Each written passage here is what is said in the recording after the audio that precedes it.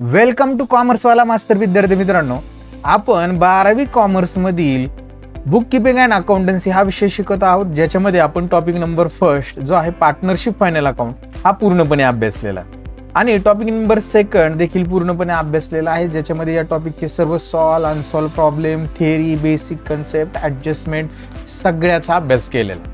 जर ते व्हिडिओ तुम्ही बघितलेले नसतील तर त्या व्हिडिओची प्लेलिस्टची लिंक मी डिस्क्रिप्शन बॉक्समध्ये देत आहे, तिथे जाऊन तुम्ही ते व्हिडिओ बघू शकता. विद्यार्थी मित्रांनो, topic number third admission of partner हा अभ्यास होत आहोत. याच्यामध्ये आपण इंट्रोडक्शनचा पार्ट अभ्यासलेला आहे, त्याच्यानंतर रेशोच्या संदर्भात अभ्यास केलेला आहे. न्यू रेशो म्हणजे काय, सॅक्रिफाय रेशो म्हणजे काय, बॅलन्स रेशो म्हणजे काय, रेशो कॅल्क्युलेट कसा केला जातो हे एक्झाम्पलच्या मार्फत समजून घेतलेले. याच्या देखील व्हिडिओची प्लेलिस्टची लिंक मी डिस्क्रिप्शन बॉक्समध्ये देत आहे, तिथे जाऊन तुम्ही ते बघू शकता. विद्यार्थी मित्रांनो, जर या व्हिडिओमध्ये तुम्ही पहिल्यांदाच आलेला असाल आणि चॅनलला जर अजूनपर्यंत सबस्क्राईब केलेलं नसेल तर नक्की सबस्क्राईब करा, कारण की हा चॅनल तुमच्या फायद्याचा असणार आहे. का?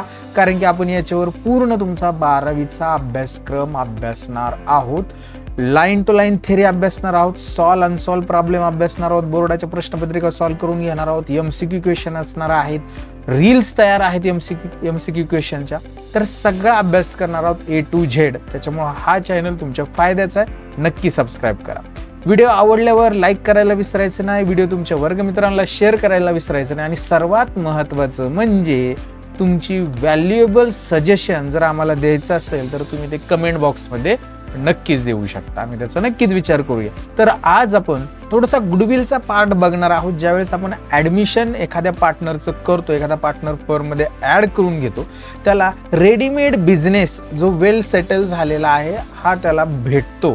तो ज्यावेळेस बिझनेसमध्ये ऍड होतो त्यावेळेस, तर त्याच्या बदल्यात तो गुडविल घेऊन येतो. तर या गुडविलच्या अकाउंटिंग ट्रीटमेंट काय होणार आहेत या आपल्याला या व्हिडिओमध्ये बघायच्या आहेत. त्याच्या जनरल एंट्रीज काय होणार आहेत या देखील बघायच्या आहेत. त्याच्यामुळे हा व्हिडिओ अतिशय महत्त्वाचा आहे, कारण की या गुडविलचे ट्रीटमेंट तुम्हाला याच्या नंतरचा जो टॉपिक आहे रिटायरमेंट, त्याच्यानंतर death of partner, retirement of partner, याच्यामध्ये देखील युजफुल असणार आहेत. आणि ज्या विद्यार्थ्यांना या गुडविलच्या ट्रीटमेंट टॅकल करता येतील, सॉल्व करता येतील, अकाउंटिंग ट्रीटमेंट ज्यांना समजतील, त्या विद्यार्थ्यांना हा टॉपिक समजणार आहे.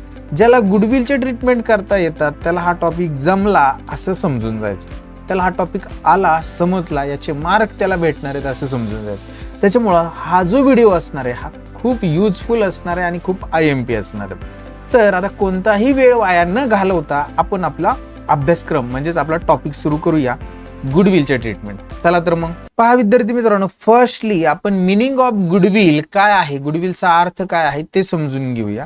तर त्यांनी जे सांगितले ते समजून घ्यायचं लाईन टू लाईन. बघा, आपली मेथड सर्वांना माहिती. Goodwill is the benefit. Goodwill एक फायदा आहे. कशाचा? तर बिझनेसचं चांगलं नाव म्हणजेच नेम, फेम, रेप्युटेशन, इमेज. बघा, goodwill is the benefit, name, fame, reputation, image of business which is ultimately help the business to earn more profit.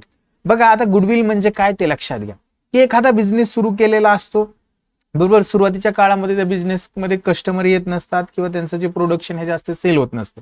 पण जसं जसं लोकांना माहीत होईल, बिझनेसचं ठिकाण माहीत होईल, बिझनेसमध्ये कोणता गुड प्रोड्यूस केला जातो ते माहीत होईल, बिझनेसचं लोकेशन माहीत होईल, गुडची क्वालिटी माहीत होईल, सर्व्हिस माहीत होईल, तसं नसतं तुमच्याकडे त्या बिझनेसकडे कस्टमर येत राहतील आणि त्यांची विक्री वाढत राहील.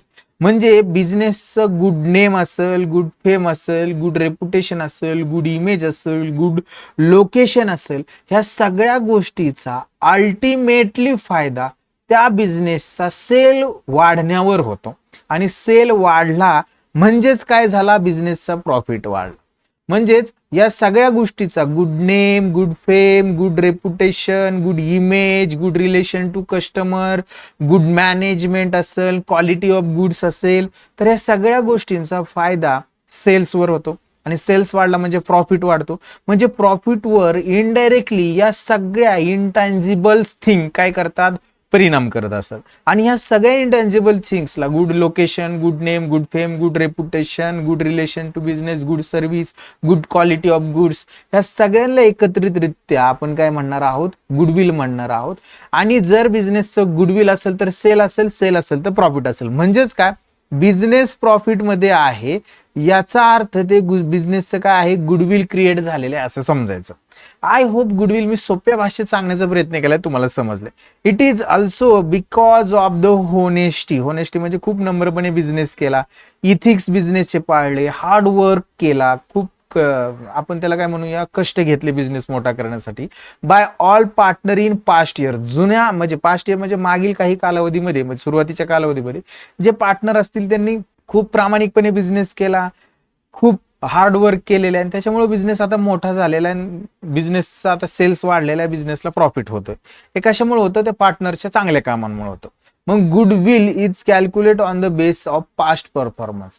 गुडविल हे पास्ट परफॉर्मन्स वर कॅल्क्युलेट केलं जातं. पास्ट परफॉर्मन्स म्हणजे काय, मागचा जो परफॉर्मन्स आहे बिझनेसचा, आणि मागचा बिझनेसचा परफॉर्मन्स कसा मोजायचा, तर मागचा बिझनेसचा परफॉर्मन्स कशावर ठरणार आहे, बिझनेसच्या पास्ट प्रॉफिटवर ठरणार आहे. म्हणजे गुडविल जर आपल्याला कॅल्क्युलेट असं करा म्हटलं, तर हे गुडविल बिझनेसचा जो पास्ट प्रॉफिट असणार आहे ना, या प्रॉफिटवरच गुडविल काय होणार आहे, कॅल्क्युलेट होणार आहे.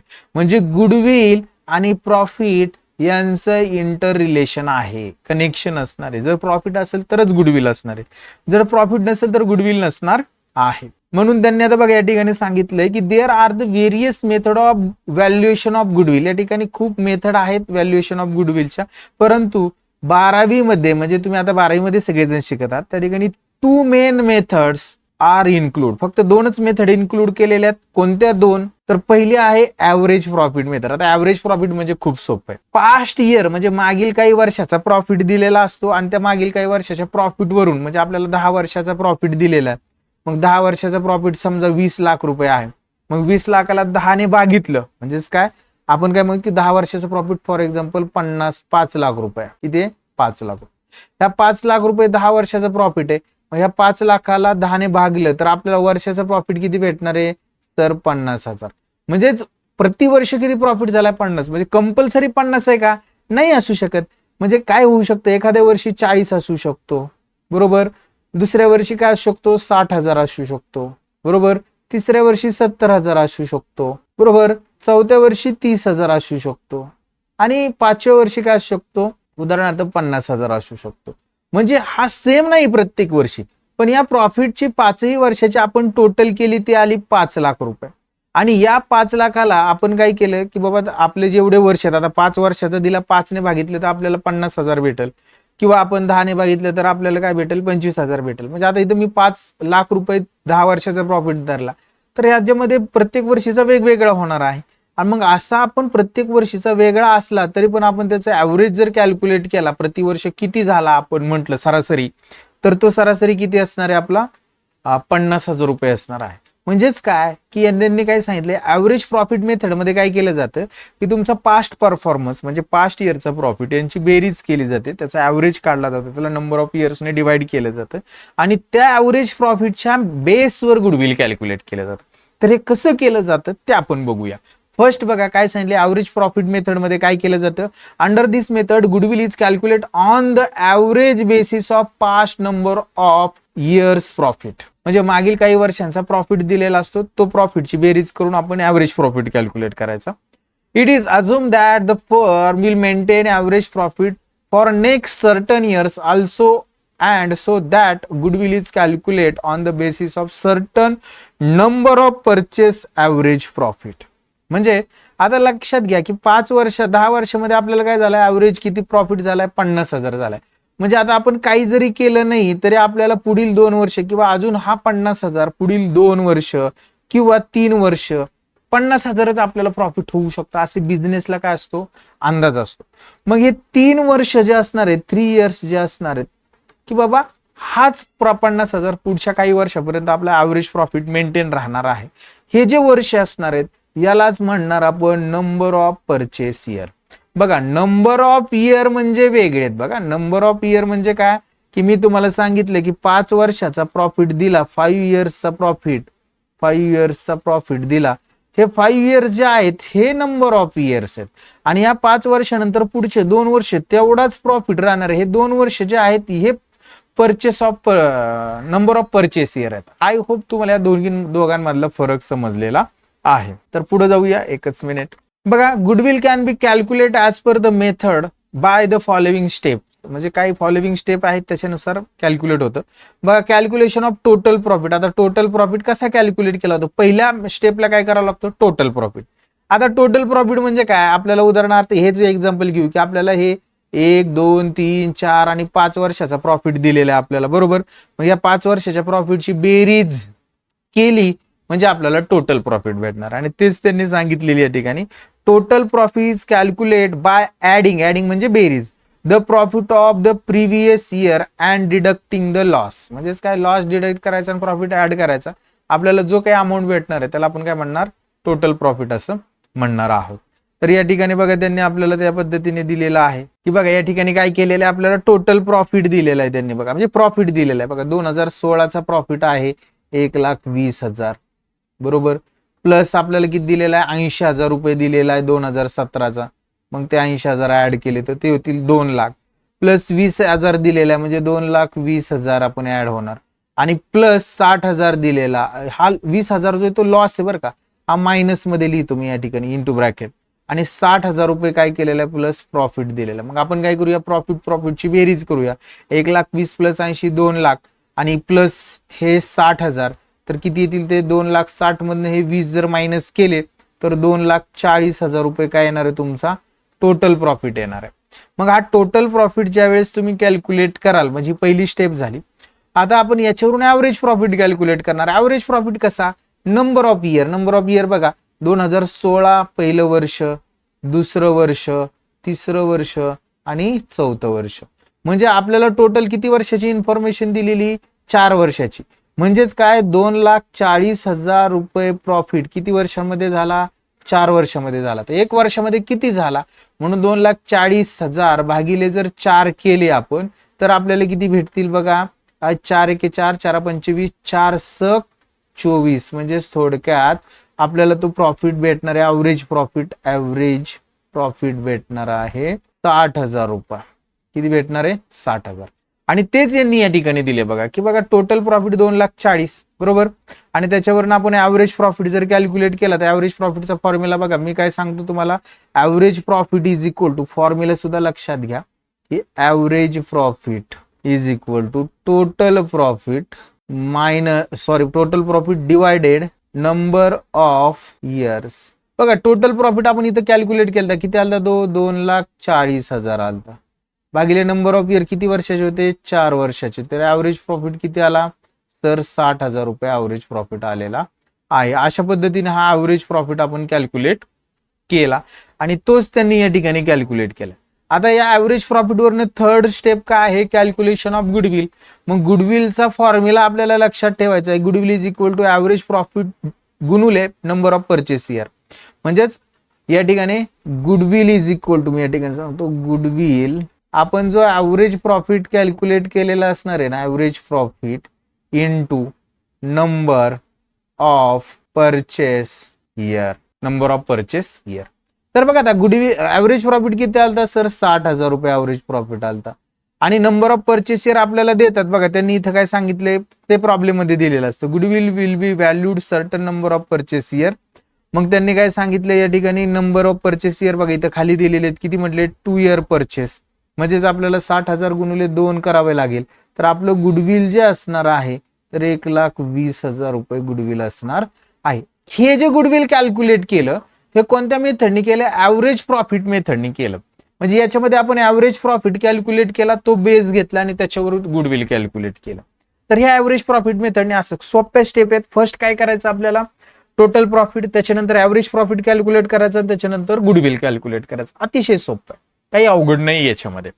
दुसरी जी मेथड असणार आहे ही सुपर प्रॉफिट मेथड आहे. या मेथडने गुडविल कसं कॅल्क्युलेट करायचं आणि मेथड म्हणजे काय ते समजून घेऊया. आता सुपर प्रॉफिट म्हणजे काय ते समजून घेऊया. जो बिझनेसचा नॉर्मल आयडल प्रॉफिट, आपण त्याला नॉर्मल प्रॉफिट म्हणतो, त्या प्रॉफिटपेक्षा बिझनेसची जर प्रॉफिट मेकिंग कॅपॅसिटी जास्त असेल, म्हणजे नॉर्मल प्रॉफिटपेक्षा जेवढा प्रॉफिट बिझनेसने जास्त कमवलेला असेल, तो जो जास्तीचा पोर्शन आहे त्याला सुपर प्रॉफिट असं म्हणणार आपण. तर तेच त्यांनी सांगितलेलं बघा. फॉर एक्झाम्पल, आता बिझनेसला समजा नॉर्मल प्रॉफिट आहे बिझनेसचा की बाबा 40,000 रुपये बिझनेसचा प्रॉफिट, बरोबर. आणि त्याच्यामध्ये आपल्याला असं समजूया की बिझनेसला जो नॉर्मल प्रॉफिट आहे तो 40 आहे, पण बिझनेसचे त्यावर्षी 60,000 रुपये प्रॉफिट झाला बिझनेसला, ऍव्हरेज प्रॉफिट किंवा वगैरे 60,000 प्रॉफिट झाला. तर हा 40 पेक्षा कितीने जास्त आहे सर? 20,000ने जास्त आहे. तर हा 20,000 जो असणार याला काय म्हणायचं आपण? सुपर प्रॉफिट असं म्हणायचं. तर तेच त्यांनी या ठिकाणी सांगण्याचा प्रयत्न केलेला आहे. बघा काय सांगितले, super profit is the profit which is earn over and above normal profit. म्हणजे नॉर्मल प्रॉफिट पेक्षा जेवढा प्रॉफिट आपण जास्त कमवू तो काय असणार आहे? सुपर प्रॉफिट असणार आहे. म्हणजे आपला नॉर्मल प्रॉफिट आपण धरला होता 40,000 रुपये, पण आपल्याला ऍक्च्युअल प्रॉफिट झाला किती? 60,000. म्हणजे आपला सुपर प्रॉफिट किती असणार आहे? 20,000 रुपये सुपर प्रॉफिट असणार आहे.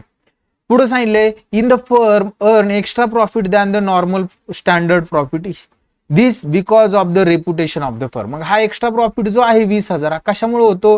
रेप्युटेशन ऑफ द फर्म, बिझनेसची जी रेप्युटेशन आहे चांगली त्याच्यामुळे हा एक्स्ट्रा प्रॉफिट होणार आहे. So super profit can be consider as a base for the calculation of goodwill. त्याच्यामुळं आपण काय करणार, जो एक्स्ट्रा झालेला आहे 20,000 हा सुपर प्रॉफिट आहे आणि तो कन्सिडर करणार ॲज अ बेस. बेस कशाचा? कॅल्क्युलेशन ऑफ गुडविलचा. म्हणजे गुडविल कॅल्क्युलेट करण्यासाठी तो बेस पकडून घेणार आपण. मग याच्यामध्ये नॉर्मल रेट ऑफ रिटर्न हा एक कन्सिडर केला जातो. Calculation of profit normally expected on capital employed. म्हणजे नॉर्मल प्रॉफिट कॅल्क्युलेट करण्यासाठी normal rate of return consider केला जातो. जे काही कॅपिटल आपण एम्प्लॉयड केले, एम्प्लॉयड म्हणजे काय? बिझनेसमध्ये जेवढं कॅपिटल आपण दिलेलं आहे बिझनेसला त्याला कॅपिटल एम्प्लॉयड असं म्हणायचं. आणि या कॅपिटलवर म्हणजे उदाहरणार्थ आता आपण असं समजूया की एक कंपनीला 10 लाख रुपये कॅपिटल ए कंपनीकडे आणि आपल्या कंपनीचं नाव आहे बी लिमिटेड. बरोबर. पर बी लिमिटेड जे आहे याच्यामध्ये सुद्धा आपलं काय आहे? 10 लाखच कॅपिटल आहे. बरोबर. एवढं कॅपिटल आपण काय केले? बी मध्ये टाकलेले. याला म्हणायचं आपण कॅपिटल एम्प्लॉयड. बिझनेसमध्ये जे आपण कॅपिटल इन्व्हेस्ट करतो त्याला कॅपिटल एम्प्लॉयड असं म्हणायचं. मग या 10 लाखावर हा ए कंपनी जो बिझनेस करते तोच आपला बिझनेस आहे. या 10 लाख कॅपिटल घेऊन ए कंपनी जर बिझनेस करत असेल आणि बिझनेस करून जर तिला या 10 लाखावर जर समजा एक 3 लाख रुपये जर प्रॉफिट होत असेल तर याला नॉर्मल प्रॉफिट म्हणायचं. याला काय म्हणायचं? Normal profit. की बाबा तशाच पद्धतीचं बिझनेस करून तेवढंच कॅपिटल घेऊन नॉर्मली तो दुसरा बिझनेस जो काही प्रॉफिट अर्न करणार आहे त्याला नॉर्मल प्रॉफिट म्हणायचं. आय होप नॉर्मल प्रॉफिट ही कन्सेप्ट क्लिअर आहे. इफ द फर्म, इथं बघा इथपर्यंत आलो होतो आपण. If the firm earn excess than the normal profit, म्हणजे या नॉर्मल प्रॉफिट पेक्षा जेवढं काही एक्सेस प्रॉफिट कंपनी किंवा फर्म अर्न करेल त्याला सुपर प्रॉफिट असं म्हणणार. Calculation of goodwill by super profit method. याच्यामध्ये कॅपिटल एम्प्लॉयड म्हणजे काय ते आत्ताच मी तुम्हाला सांगितले की बिझनेसमध्ये जेवढं काही कॅपिटल इन्व्हेस्ट केलेले आहे फर्म मध्ये किंवा पार्टनरने जे कॅपिटल इन्व्हेस्ट केलेले त्याला आपण काय म्हणणार? कॅपिटल एम्प्लॉयड असं म्हणणार. तर तेच त्यांनी म्हटलेले बघा, it is the amount of capital use by the firm to start and run the business activity. बघा त्यांनी काय म्हटलंय, it is the amount of capital use by the firm to start and run the business activity. Business चालवण्यासाठी जेवढी amount कॅपिटलची use केलेली आहे त्याला काय म्हणायचं? कॅपिटल एम्प्लॉई असं म्हणायचं. पुढे जाऊन त्यांनी सांगितलं, it is made of the fix asset other than goodwill plus current asset minus current liability. म्हणजे ते काय म्हणतायत की हे काय की fix asset plus current asset minus current liability म्हटलं का त्यांनी? फक्त लॅबिलिटी म्हटलं. Minus current liability is equal to capital असते त्याचा फॉर्म्युला. म्हणजे fix asset plus current asset minus current liability is equal to capital. म्हणजेच कॅपिटल एम्प्लॉयड कॅल्क्युलेट करण्यासाठी हे गरजेचं असणार आहे. Next normal rate of return. आता हा नॉर्मल रेट ऑफ रिटर्न म्हणजे काय ते समजून घ्या. की जे काही कॅपिटल एम्प्लॉय आपण केलेलं असेल, बघा इथं मी आताच तुम्हाला काय सांगितलं की बाबा या कंपनीमध्ये 10 लाख रुपये आपण कॅपिटल इन्व्हेस्ट केलं आणि त्याच्यावर काय भेटलं आपल्याला? 3 लाख रुपये प्रॉफिट भेटलेलं आहे. म्हणजे किती टक्के प्रॉफिट भेटला सर? 30% प्रॉफिट भेटला. 10 लाखाचे किती टक्के भेटला? 30%. यालाच नॉर्मल रेट ऑफ रिटर्न असं म्हणणार. तेच त्यांनी या ठिकाणी सांगितले. It is the rate of return normally earn by the firm in the same industry. Same इंडस्ट्रीमध्ये सेम बिझनेस करणारे. और it is profit expected by the investor on the capital employed. म्हणजेच काय की जे काही कॅपिटल इन्व्हेस्ट केलेलं आहे त्या इन्व्हेस्ट केलेल्या कॅपिटलच्या अमाऊंटवर जो काय प्रॉफिट आपल्याला एक्सपेक्टेड आहे तो रेट म्हणजेच काय आपल्याला नॉर्मल रेट ऑफ रिटर्न असणार आहे. आय होप तुम्हाला हे कॅपिटल एम्प्लॉयड आणि normal rate of return clear झालेलं आहे. तर याच्यामध्ये आता आपण गुडविल कसं कॅल्क्युलेट करणार आहोत ते समजून घेऊया. तर सुपर प्रॉफिट मेथडनुसार गुडविल कसं कॅल्क्युलेट करायचं याचं एक एक्झाम्पल आपण समजून घेऊया. मग या ठिकाणी आपल्याला एक एक्झाम्पल दिले आहे. पहिल्यांदा आपण काय करूया, ते एक्झाम्पल काय आहे ते समजून घेण्याचा प्रयत्न करू. पहा, find out the goodwill of the following information using super profit method. Super profit method नुसार याच्यामध्ये बघा आपल्याला काय दिलेलं आहे, प्रॉफिट दिलेला आहे. प्रॉफिट दिलेला आहे 2014चा 80,000 प्रॉफिट आहे, 2015चा आहे 95,000 प्रॉफिट, 2016चा आहे 1,10,000 प्रॉफिट, 2017चा आहे 40,000 रुपये लॉस आणि 2018चा आहे 85,000 रुपये प्रॉफिट. तर या ठिकाणी बघा आता आपल्याला कॅपिटल एम्प्लॉयड म्हणजे त्यांनी इन्व्हेस्ट किती केले कॅपिटल, तर 3,50,000, नॉर्मल रेट ऑफ रिटर्न किती 12% आणि goodwill is to be valued 2 year purchase अशी इन्फॉर्मेशन. फर्स्ट आपण काय करायचं, याच्यामध्ये टोटल प्रॉफिट म्हणजेच आपल्याला पहिल्यांदा ऍव्हरेज प्रॉफिट कॅल्क्युलेट करावं लागेल. ऍव्हरेज प्रॉफिटचा फॉर्म्युला सर्वांना माहिती आहे. काय ऍव्हरेज प्रॉफिटचा फॉर्म्युला या ठिकाणी दिलाय बघा, की बाबा total profit divided number of years. तर टोटल प्रॉफिट बघा, पहिल्या वर्षीचा 80,000, दुसऱ्या वर्षीचा 95, तिसऱ्या वर्षीचा 1,10,000 वजा 40 कारण की तो लॉस आहे आणि हा 85, या सगळ्याची टोटल केली तर 3,30,000 आणि हा किती वर्षाचा प्रॉफिट दिलेला आहे. टोटल जर वर्ष काउंट केली 1, 2, 3, 4 and 5 5 वर्षाचा आहे. म्हणजेच नंबर ऑफ इयर्स किती या ठिकाणी 5 आहे, म्हणजे याला डिवायडेड आपण 5 केलं तर तुमचं ऍव्हरेज प्रॉफिट येणार आहे 66,000. आणि या 66,000 वरनं आपल्याला पुढच्या स्टेपला कॅल्क्युलेशन ऑफ नॉर्मल प्रॉफिट. आता normal profit is equal to, आता हा फॉर्म्युला थोडासा चुकलेला आहे, हे जे खाली त्यांनी दिले नाही या ठिकाणी divided by number of year हे नाहीये, फक्त फॉर्म्युला काय एवढाच आहे बघा, capital employee into normal rate of return. मग कॅपिटल एम्प्लॉईड किती आहे, कॅपिटल एम्प्लॉईड बघा या ठिकाणी सर आपल्याला प्रॉब्लेम मध्ये दिले 3,50,000 रुपये बघा कॅपिटल एम्प्लॉईड. तर हे 3,50,000 इंटू 12% म्हणून इंटू 12 डिवायडेड 100 घेतलं तर आपल्याला नॉर्मल प्रॉफिट भेटणार आहे 42,000.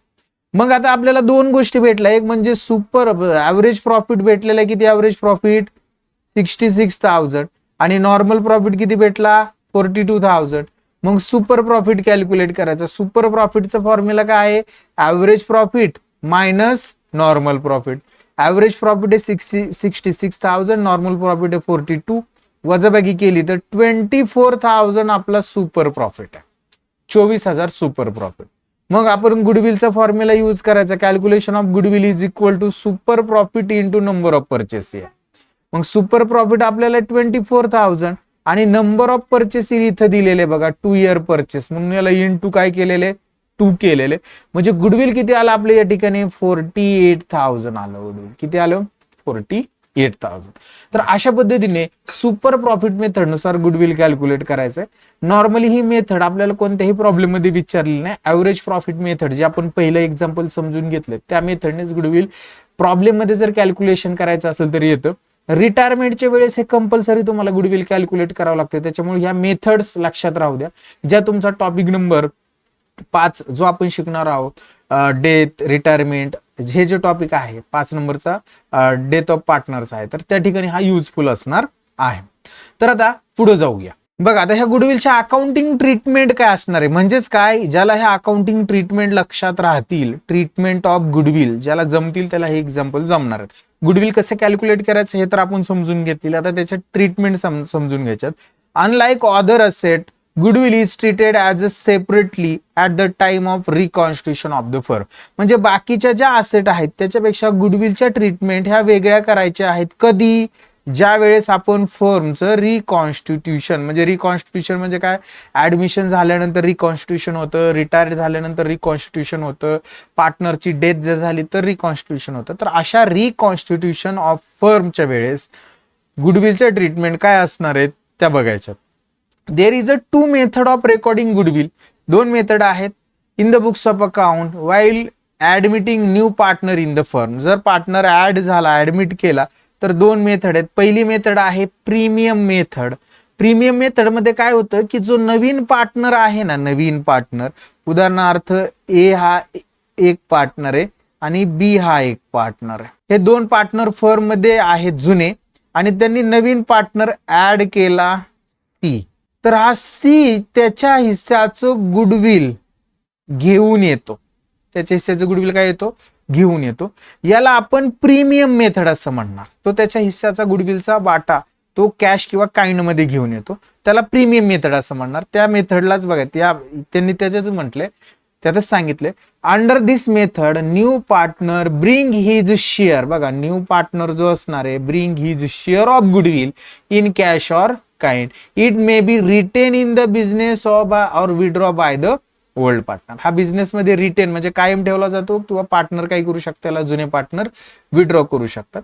ही जी मेथड आहे गुडविल घेऊन येण्याची, नवीन पार्टनर ऍड होत असताना, त्याला प्रीमियम मेथड असं म्हणणार. मग याच्या अकाउंटिंग ट्रीटमेंट काय आहेत ते समजून घेऊया. खूप महत्वाचा टेबल आहे. या जनरल एंट्री तुम्ही पाठच करून ठेवा. लक्षात घ्या की पार्टनर काय करतो, एखादा पार्टनर फर्म मध्ये येत असताना त्याच्या हिस्साचं गुडविल घेऊन जर आला, उदाहरणार्थ 10,000 रुपये त्याच्या हिस्साचं गुडविल त्याने आणलं. गुडविल आणलं म्हणजे काय आलं, पहिल्यांदा कॅश आली, बरोबर. आणि दुसरी गोष्ट आहे, आपली कॅश आली म्हणजे आपण काय म्हणणार, cash account debit to goodwill account. त्याने आणलं काय, गुडविल आणलं म्हणून टू गुडविल. म्हणून त्यांनी बघा यांनी काय सांगितले, we new partner bring his share of goodwill in cash and it is retain in the business. आणि ते बिझनेस मध्येच ठेवलं. ते पैसे आणले आणि बिझनेस मध्येच ठेवले. आणले तर दोन एंट्री होणार, आणलेले आणि बिझनेस मध्ये ठेवलेल्याची दोन एंट्री. आणलं आणि पार्टनरने बिझनेस मध्येच ठेवलं म्हणजे ते पार्टनरला वाटलं. तर बघा काय असणार आहे त्याची पहिली entry, cash account debit to goodwill account. Narration लिहिणार, being brought in goodwill brought by new partner. Being goodwill brought by new partner किंवा bring in cash by new partner, अशी त्याचं नॅरेशन असणार आहे. आणि हे आणलेलं ह्याची रिटेनची एंट्री काय होणार आहे, goodwill account debit to old partners capital account. आणलेलं गुडविल ओल्ड पार्टनर्स म्हणजे आता बघा ओल्ड पार्टनर कोण होतं या ठिकाणी, ओल्ड पार्टनर मध्ये उदाहरणार्थ ए कॅपिटल अकाउंट, बी कॅपिटल अकाउंट असं असणार आहे त्या ठिकाणी. म्हणजे दोन एंट्री होणार. पहिली म्हणजे गुडविल आणलं, goodwill cash account debit to goodwill, आणलेलं गुडविल वाटायचं जुन्या पार्टनरला, goodwill account debit to old partner. आणि कोणत्या रेशो मध्ये, सॅक्रिफाय रेशो. सॅक्रिफाय रेशो आताच मी तुम्हाला सांगितलं होतं लास्ट व्हिडिओमध्ये कसा कॅल्क्युलेट केला जातो ते. तर याचं narration, being goodwill distribute among the old partners हे होणार आहे. गुडविल आणले की दोन एंट्री, गुडविल आणलेलं आणि गुडविल रिटेनची. गुडविल आणलं काय, cash account debit to goodwill. Retain केलं काय, goodwill account debit to old partner. Retain करताना कोणता रेशो यूज करायचा, सॅक्रिफाईस. तीन गोष्टी लक्षात ठेवायच्या.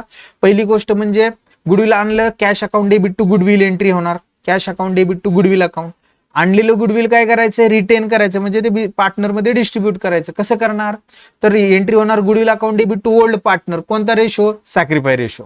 तीन गोष्टी, पहिल्या दोन एंट्री आणि रेशो सॅक्रिफाय. आता हे आणलेलं गुडविल जर समजा विथड्रॉ केलं, म्हणून बघा पुढची कन्सेप्ट काय आहे, when new partner bring his share of goodwill in cash मध्ये आणला and it is withdrawn by old partner. Withdrawn by old पार्टनरने विड्रॉ केला. पहिल्यांदा गुडविल आणलं की दोन एंट्री करायच्या. पहिली म्हणजे cash account debit to goodwill आहे, असे सेम राहणार आहे. बघा ही जी एंट्री आहे ही आणि ही ए नंबरची एंट्री सेम आहे. Goodwill cash account debit to goodwill, narration पण सेम. आणि दुसरी रिटेनची एंट्री, ही बी आणि ही बी सेमच आहे, काहीच चेंज होणार नाही. काय, goodwill account debit to old partners capital. कोणता रेशो, सॅक्रिफाय रेशो, सेम आहे, काहीच चेंज होणार नाही. फक्त गुडविल काय केलेले त्यांनी, विड्रॉ केलेला आहे, त्याची एंट्री आपल्याला काय करायची, वेगळी करायची. म्हणजे ही 3 नंबरची जी एंट्री विड्रॉची, विड्रॉ केलं म्हणजे कॅश गेली. कोणी विड्रॉ केलं, पार्टनर विड्रॉ करतात. कोणते पार्टनर, ओल्ड पार्टनर्स. मग याच्यामध्ये काय आपण एंट्री करणार, old partners capital account debit किंवा current account debit to cash oblique bank account. ही IMP एंट्री आहे. ही पहिल्या एंट्री बऱ्याचशा प्रॉब्लेम मध्ये आपण समजून घेतो. आता हे आपण ज्या वेळेस एक्झाम्पल सॉल्व्ह करू त्यावेळेस तुमचं हे रिवाइज होणारच आहे.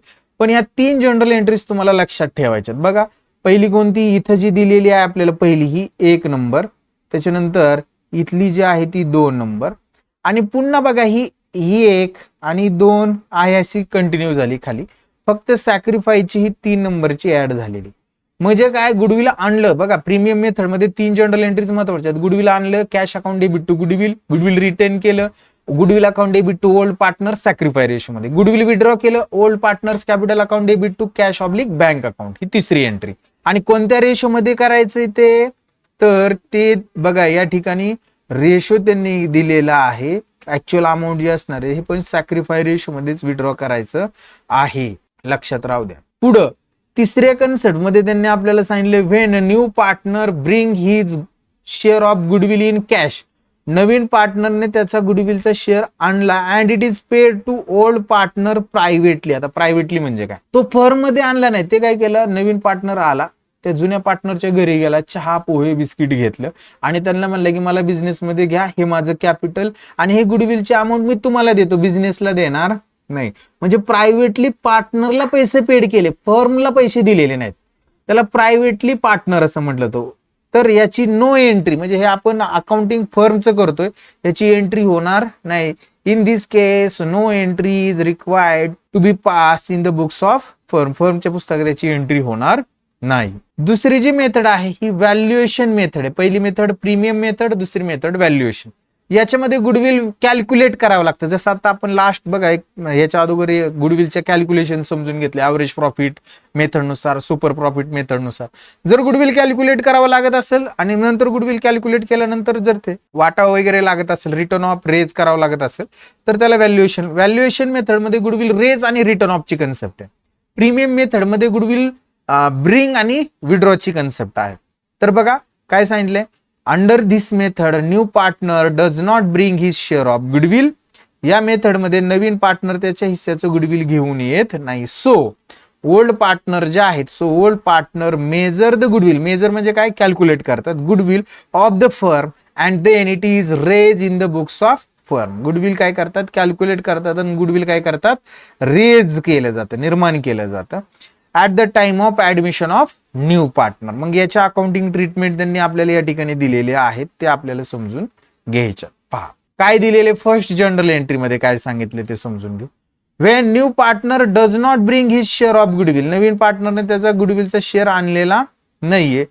In cash it is raise, म्हणजे काय केलं, raise in the books of firm, goodwill raise केला. अगोदर गुडविल नव्हतं, आता निर्माण केलं गुडविल अकाउंट डेबिट. कोणामुळे निर्माण झालं, ओल्ड पार्टनर मुळे, म्हणून to old partners capital account. Goodwill account debit to old partners. Ratio कोणत्या वाटायचं ओल्ड पार्टनरला, ओल्ड रेशो मध्ये. ओल्ड पार्टनर्स म्हणजे काय, ते पार्टनर मध्ये वाटलं जाईल जेवढं काही गुडविल.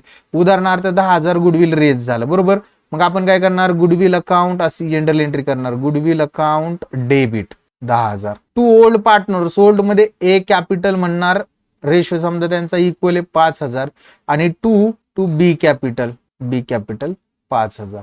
म्हणजे ओल्ड पार्टनरला वाटलं म्हणजेच काय, ए आणि बी मध्ये ते आपण डिस्ट्रीब्यूट केलं. टोटल गुडविल 10,000 कॅल्क्युलेट केलं, ए ला 5,000, बी ला 5,000. कोणत्या रेशो मध्ये वाटलं आपण, ते ओल्ड रेशो मध्ये वाटलं, जुन्या रेशो मध्ये, सॅक्रिफाय किंवा न्यू रेशो मध्ये नाहीये, लक्षात घ्या. कारण की गुडविल रेज कोणामुळे झालं, त्यांनी कष्ट केलं, ए ने कष्ट केलं, बी ने कष्ट केलं, म्हणून गुडविल रेज झालेले. त्याच्यामुळे ते त्यांच्या ओल्ड रेशो मध्येच वाटायचं. आणि हे जे गुडविल रेज केलेलं आहे ही महत्वाची इन्फॉर्मेशन. फक्त गुडविल रेज असेल तर त्यांनी सांगितलंय goodwill will appear in the balance sheet on asset side. Goodwill raise असेल तर ते बॅलन्स शीटच्या असेट साइडला अपियर होतं, म्हणजे काय होतं, दिसतं. आपण ते बॅलन्स शीटच्या असेटला पोस्ट करतो, म्हणजे गुडविल अकाउंट क्लोज होत नाही. गुडविलच्या डेबिटची टोटल जास्त असते, क्रेडिटला लिहिणार, क्रेडिटला काहीच नसतं. बॅलन्सिंग फिगर जी येईल ती बॅलन्सिंग फिगर गुडविल बॅलन्स शीटच्या असेटला दाखवणार. म्हणून बॅलन्स शीटच्या असेटला गुडविल रेजची कन्सेप्ट असेल तर गुडविल शो होणार बॅलन्स शीटच्या असेटला. त्याच्यानंतर when goodwill raise and written off. आता बघा रेज अँड रिटर्न ऑफ, पहिल्यांदा रेजची एंट्री करावं लागणार आहे तुम्हाला. गुडविल रेजची एंट्री बघा इथं मी सांगितलेली होती आता तुम्हाला. फर्स्ट गुडविल रेजची एंट्री ही तीच आहे बघा इथली. काय, goodwill account debit to old partners capital. फक्त रेजची काय होणार, रिटर्न ऑफची चेंज होते. रिटर्न ऑफ कोण करणार आहेत, ऑल पार्टनर रिटर्न ऑफ करणार आहे. म्हणजे गुडविल काय केलं तर बघा या ठिकाणी 10,000 रेज केला आणि रिटर्न ऑफ केलं तर आपण काय म्हणणार, ऑल पार्टनर म्हणजे ए कॅपिटल अकाउंट डेबिट. उदाहरणार्थ त्यांचा न्यू रेशो असेल 4,000, B capital account debit. New ratio मध्ये रिटर्न ऑफ करतो बरं का आपण 4,000, म्हणजे 2 एक या रेशो मध्ये. आणि सी कॅपिटल अकाउंट डेबिट उदाहरणार्थ 2,000 टू गुडविल अकाउंट. अशी एंट्री होणार आहे. म्हणजे 10,000 रेज केलेलं रिटर्न ऑफ केलं. आता काही वेळेस हाफ अमाऊंट रिटर्न ऑफ सांगतात तर ते हाफ अमाऊंट वाटायची, राहिलेली तशीच ठेवायची.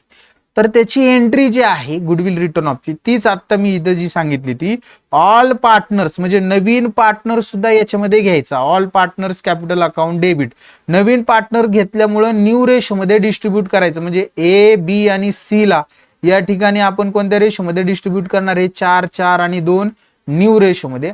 आणि टू गुडविल अकाउंट बघा या ठिकाणी आपण टोटल 10,000 रुपये गुडविल होतं ते 10,000 रुपये दाखवणार.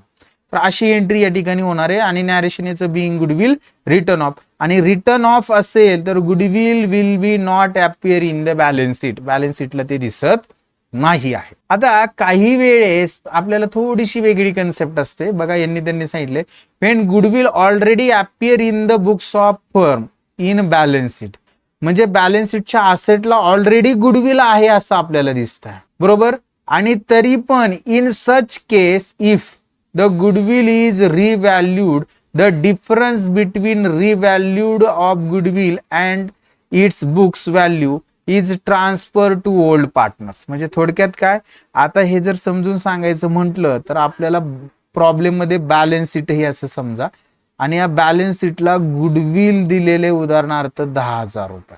गुडविल किती दिले 10,000 रुपये. आणि ऍडजस्टमेंट मध्ये सांगितले की गुडविल रिव्हॅल्यूड झाले आणि त्याची व्हॅल्यू झाली 12,000 रुपये. बघा आता इथं बॅलन्स शीटला गुडविल अपियर दिसते म्हणजे बघा इथं ऑलरेडी अपियर म्हणलंय त्यांनी. आणि अशा केसमध्ये खाली पण गुडविल दिले ऍडजस्टमेंट मध्ये सुद्धा 12,000. तर यातला जो डिफरन्स आहे त्यांनी काय म्हटलंय डिफरन्स बिटवीन रिव्हॅल्यू ऑफ गुडविल आणि बॅलन्स शीटला जे गुडविल आहे ते जे डिफरन्स किती बघा 10 आणि 12 कितीचा डिफरन्स आहे 2,000 रुपयाचा. आता लक्षात घ्या जुनं गुडविल म्हणजे बॅलन्स शीटला असलेलं गुडविल 10,000 आहे आणि ऍडजस्टमेंट मधलं 12,000 आहे. म्हणजे डिफरन्स किती याच्यात 2,000चा. याच्यात वाढलेली अमाऊंट आहे. मग हे वाढलेलं गुडविल काय करायचं आपण आपल्या रिव्हॅल्युएशन अकाउंटला ट्रान्सफर करायचं. आता रिव्हॅल्युएशन अकाउंटला डेबिटला लिहायचं क्रेडिटला लिहायचं. हे रिव्हॅल्युएशन अकाउंट काय आहे ते समजल्यानंतर मी सांगेल पण तिथे ते ट्रान्सफर करायचं. प्रॉफिट आहे हे वाढलेलं गुडविल हा क्रेडिटला ट्रान्सफर करायचा रिव्हॅल्युएशनच्या. आणि जर याच्या उलट असेल सर इथं 10,000 आणि इथं ऍडजस्टमेंट मध्ये 8,000 सांगितलं तर कमी झालं मग 2,000 कमी झालं तर ते डेबिटला लॉस म्हणून डेबिटला. किंवा याचा एक अजून एक अकाउंटिंग ट्रीटमेंट केली जाते. हे रिव्हॅल्युएशनच्या क्रेडिटला प्रॉफिट असेल तर क्रेडिटला किंवा कॅपिटल अकाउंटच्या क्रेडिटला लिहायचं प्रॉफिट असेल तर वाढलेलं. आणि कमी झालेलं असेल तर रिव्हॅल्युएशनच्या डेबिटला किंवा कॅपिटल अकाउंटच्या डेबिटला लिहायचं. 2 ऑप्शन आहेत अशा पद्धतीने. आता ह्या आपण गुडविलच्या ट्रीटमेंट समजून घेतलेल्या आहेत. शेवटची एक राहिली फक्त. शेवटमध्ये काय सांगितलंय त्यांनी if the goodwill already appear in the balance sheet and new partner bring in cash. तर काय म्हणत त्यांनी सांगितले it is the desirable to written off the goodwill appearing in the books of account among the old partner. म्हणजे जे balance शीटला goodwill दिलेले ते काय करायचं आपण रिटर्न ऑफ करायचं. आणि जे नवीन गुडविल आणलेलं असेल त्यांनी तर नवीन गुडविलच्या आपण प्रीमियम मेथडनुसार ट्रीटमेंट करायच्या. बाकी काही करायचं नाही.